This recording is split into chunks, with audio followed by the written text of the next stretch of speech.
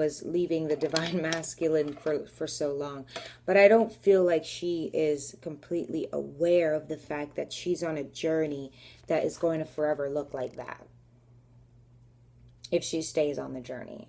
Because she is somebody who, everybody is a divine feminine, you know, everybody is a divine feminine, but not everyone is a high priestess. And what I mean by that is everyone is, you know, starting from where they are, whether you're a karmic partner or whatever, but who all are destined for the actual twin flame journey. Everyone is destined for their divine masculine. You're never put on this earth to be a karmic partner. But the spiritual journey means that there are going to be malevolent, negative spirits that are trying to keep you away from spirituality, your soul. But you can be married for the rest of your life without ever accessing that. Like, for an example, you could be a fire sign. You could be an Aries, for an example, right? And your soul-given gift that every Aries is given may or may not be accessed. You understand? So there's that, and that's not going to be handed to you. Now, if you want to say you go through trauma and life lessons to be able to access chakras, of course. But there are multiple people who may just keep going and not give a damn. Some people who suppress the soul, some people who are not even aware of the soul. Those are two different jobs. And then there's a person who's aware of the soul and is wanting the food, wanting to the salvation. Okay, so you may or may not understand this asset, but she's someone who's not going to give a damn about what's behind her, only what's in front of her. Does that make sense? But in a sense, only what's in front of her, not only in a sense, only what's behind her and not what's in front of her.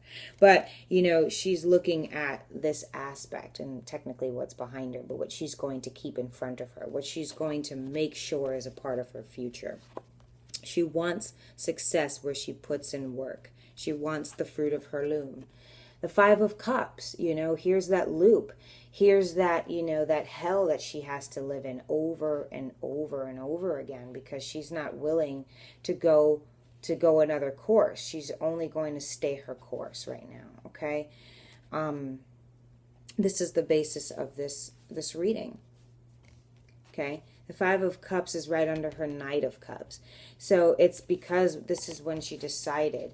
I mean, it's almost like she had multiple times to choose. And I hope someone's understanding what I'm trying to say is that this person is going to constantly be living in this karmic situation, okay? And yes, unfortunately with him, because she can be over him and go to another karmic situation because she's not open to her divine journey. She's not open to feeding the soul. She's only open to suppressing her soul. Those are those kind of people that we see the karmic partner in, okay?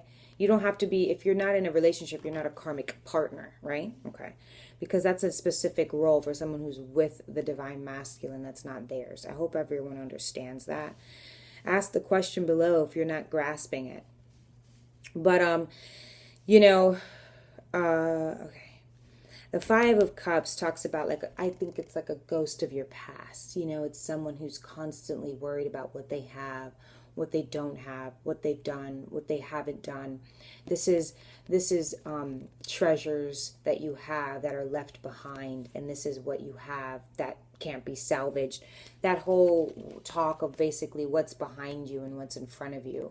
You know, what's behind her is what she's trying to keep in front of herself. So what's behind her is really what she should be focused on, but she's trying to take the hurt and pain that's in front of her and salvage that and make that one whole and succeed in that. Like I said, she's going to keep going in this loopity loop. You know, she's keeping things, you know, I've said this in multiple previous videos, that she's trying to keep a love that only existed in the past, in the future, in the present. And I think this is where a lot of us get confused. Is that me or is that me? Is that me or is that me? What am I doing? We're all trying to salvage a love, but some of us are actually doing it because it's our sole purpose, and some of us are doing it because it's supposed to be that way or it's destined to be that way. No. If you don't put in the work, whatever you're doing right now is what's going to happen. You know what I mean? So, but what I'm saying is there is a need for speed. There is a need to rid of either or and keep moving. You're torn between, because this karmic knows that she's supposed to be living a different life but doesn't want to. She wants to stay in this aspect. She wants to be there. Okay, so someone's asking, which one do I choose? It depends, because if this is the one of the relationship that you're in today versus where you can be, okay. So I just answered that for someone. You're going to have to pause that and think, because I'm not, you have to do that for yourself, okay? You have to. So now, then we have the Seven of Swords. Well, what do you know? More confirmation about which one should be chosen. Or which one's always chosen. Okay, so the Seven of Swords is Gemini, Libra, Aquarius energy. It's thinking that you're smart when you're not, though. This person's not smart at all. You know, sometimes it's good to tell little white lies so that some people can think that you're still somewhat of a human being. This person's non-committal and smirks at the fact that they have no feelings. But yet, we're laughing at you because it's one of those people who are laughing because they're ahead and they run into a pole. That's this person. It's like we're looking at you literally run around in circles. I don't know how you think that you're so high and mighty, but you do. You know, this person's non-committal. This person's leaving a camp, you know, so it really talks about how, you know,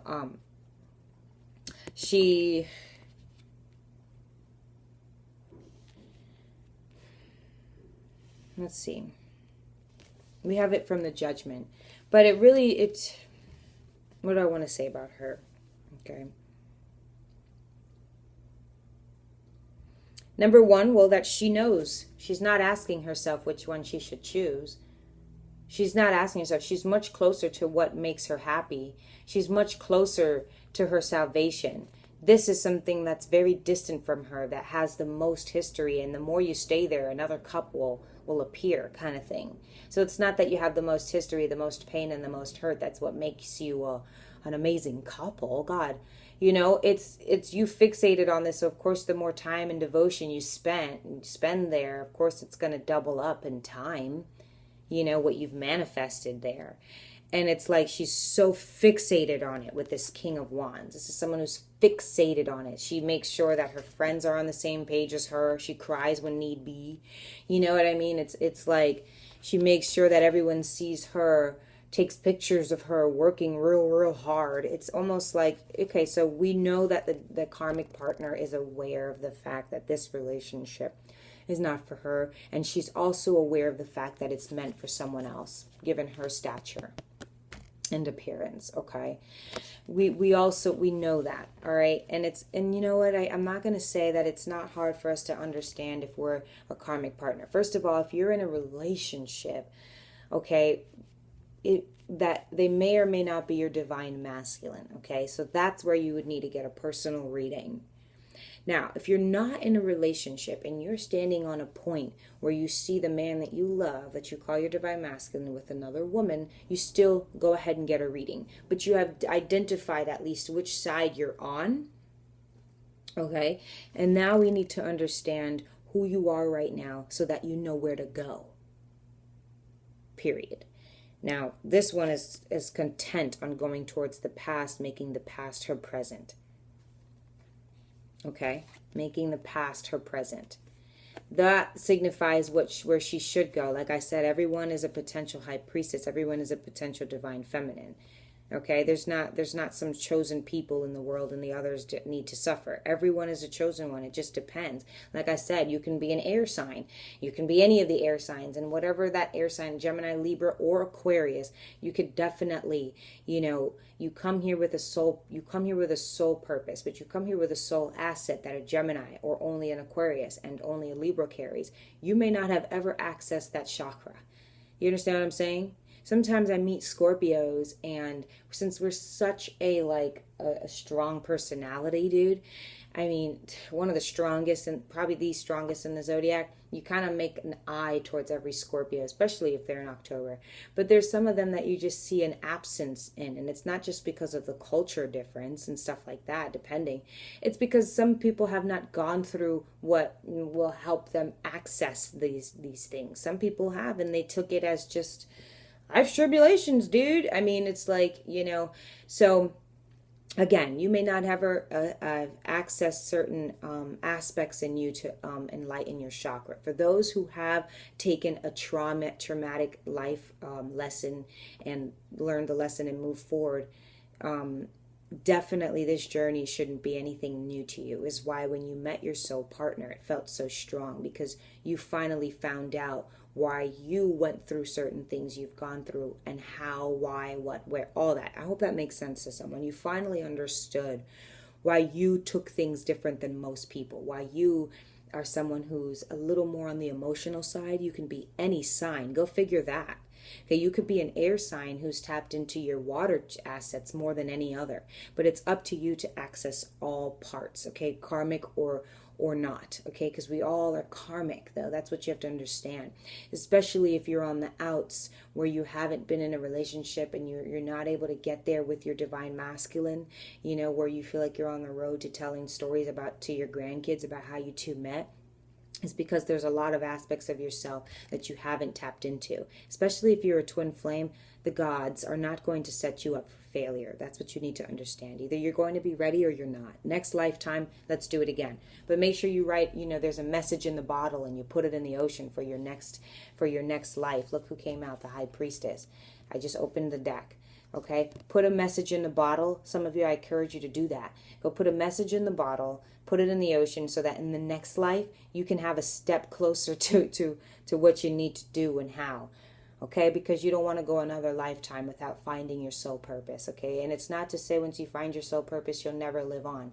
That's for the gods to tell while they sit up there at the every year's Last Supper or however you want to go about it. But go ahead and do that. There may be something for someone to do. Write what you've gone through up until this point. Put it in a bottle, put it in the ocean, or bury it in a capsule or something like that. And hope that, you know, next life, your next self sees that and gets a grip on that, so that they can be a little bit more closer than you were this time, okay? Because soul searching and all that is not something that's going to be handed to you. You are handed lessons and people and parents in your life so that you can overcome that. You know, some people don't see it like that. Some people are like, what? Why would I need to overcome the fact that I was this or that happened to me? That's okay. But, you know, your other soul is, your soul's divided. I don't understand how you even believe that that's possible. So please get off the channel if you're not on a spiritual journey. But I believe tapping into your soul and being on a spiritual journey in all of that leads me to the love that I was open to, that has me preaching to you today. Because that love is worth fighting for. You know what I'm saying? Next. Whew, so that's what she's doing. Fighting for that. But you know what? You know what's even worse about being a karmic partner? You're going to see this man develop into his hierophant that isn't for you. It's not going to be for the karmic partner. Do you understand that? So that sucks even more. And so a karmic partner gets more than having to moan and toss and turn alone in a bed, divine feminine. They have to know every day that they're fighting for something, that they're gathering wood. You know, every day is a new day to fight to the ends of the earth for someone and don't know how the hell to do it. Hence the Charmed book and stuff like that. There's a big difference between a karmic partner and the divine feminine. One being that one's with the hierophant and the other isn't. But count your blessings. We got the Judgment card here. Because at the end of all of this looks like a day's work, to be honest. How damn, dude. Who sold their soul? They didn't try to suppress it. They didn't try to feed it. They sold it. Now, again, you need a personal reading to find out if you are the divine feminine or the karmic partner. And it will tell you who you are indefinitely in this lifetime. I will also be able to tell you what's going on, that your karma needs to be released, how it can be released, and how it was created, how it was started. Do you understand? You can understand all of that. But without knowing, you know that what you're doing right now is just watching videos. You have to understand that. You really do. I don't understand at what point you feel like you're going to be able to understand. So, but anyways, I have a lot going through my head about that. I really feel like I do. But with the Judgment, you know, it's spirituality, like I said. So at the end of the day, she's going to be called on her actions, this karmic partner. And I feel like this mainly talks about her saying, them questioning her like, honey, do you know what you're doing? You know, like, do you realize that this is not the path for you? But